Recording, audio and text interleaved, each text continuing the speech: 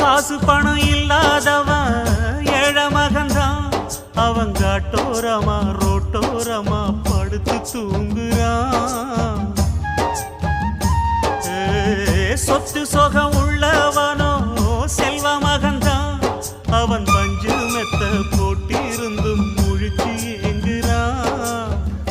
எது மற்ற பேர்களுக்கு ஏது கவலை?